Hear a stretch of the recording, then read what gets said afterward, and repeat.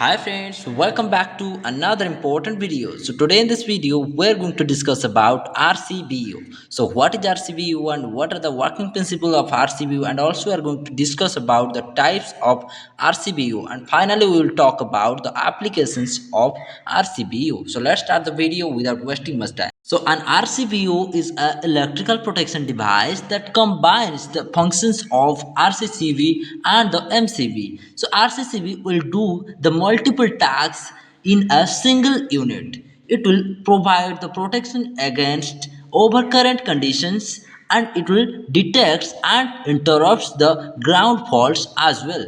That's why it is important for the commercial, residential, and also for industrial purpose. There are several types of RCBUs are available in the market, such as single pole RCBU, double pole RCBU, and three pole RCBU, DIN rail mounted RCBU, and also plug in RCBUs. These are the types of RCBUs.